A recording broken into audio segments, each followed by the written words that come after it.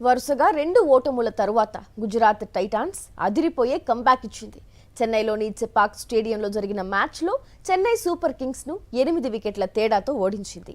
తొలుత బ్యాటింగ్ చేసిన సీఎస్కేను గుజరాత్ బౌలర్లు 158 పరుగులకే కట్టడి చేశారు.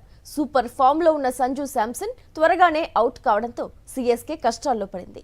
కెప్టెన్ రుతురాజ్ గైక్వాడ్ 74 పరుగులతో ఒంటరి పోరాటం చేసిన జట్టుకు భారీ స్కోర్ను అందించలేకపోయాడు. అనంతరం 159 పరుగుల లక్ష్యంతో బరిలోకి దిగిన గుజరాత్ సాయి సుదర్శన్ విధ్వంసకర ఇన్నింగ్స్తో కేవలం 16.4 ఓవర్లలోనే విజయాన్ని అందుకుంది. ఐపీఎల్ 2026లో 2 వరుస ఓటముల తర్వాత గుజరాత్ టైటాన్స్ మళ్లీ విజయాల బాట పట్టింది. చెన్నై సూపర్ కింగ్స్ తో జరిగిన మ్యాచ్లో గుజరాత్ టైటాన్స్ 8 వికెట్ల తేడాతో ఘన విజయం సాధించింది. తొలుత సీఎస్కేను 158 పరుగులకే కట్టడి చేసిన గుజరాత్ టైటాన్స్ అనంతరం అలవోకగా లక్ష్యాన్ని ఛేదించింది. 16.4 ఓవర్లలో కేవలం 2 వికెట్లు మాత్రమే కోల్పోయి విజయం సాధించింది. దీంతో ఈ టోర్నీలో 4వ విజయాన్ని కైవసం చేసుకుంది.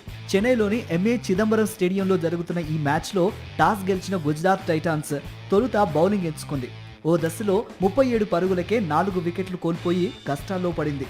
సూపర్ ఫామ్లో ఉన్న సంజు శాంసన్ 15 బంతుల్లో 11 రన్స్ చేసి అవుట్ అయ్యాడు. దీంతో సీఎస్కే బ్యాటింగ్ గాడి తప్పింది. ఈ దశలో కెప్టెన్ రుతురాజ్ గైక్వాడ్ కీలక ఇన్నింగ్స్ ఆడాడు.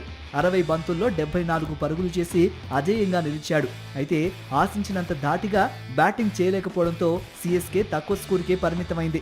7 వికెట్ల నష్టానికి 158 పరుగులు చేసింది. అనంతరం చేజింగ్ ప్రారంభించిన గుజరాత్ టైటాన్స్ ను సాయి సుదర్శన్ ఒంటి చేత్తో లక్ష్య దిశగా నడిపించాడు.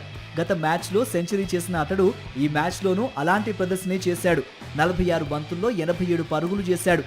జాస్ బట్లర్ 30 బంతుల్లో 39 రన్స్ చేసి అజేయంగా నిలిచాడు. దీంతో గుజరాత్ టైటాన్స్ 16.4 ఓవర్లలో 2 వికెట్లు మాత్రమే కోల్పోయి లక్ష్యాన్ని ఛేదించింది. ఈ విజయంతో గుజరాత్ టైటాన్స్ పాయింట్స్ టేబుల్లో 5వ స్థానానికి చేరింది. మరోవైపు చెన్నై సూపర్ కింగ్స్ ఈ సీజన్లో 5వ పరాజయాన్ని మూటగట్టుకుంది.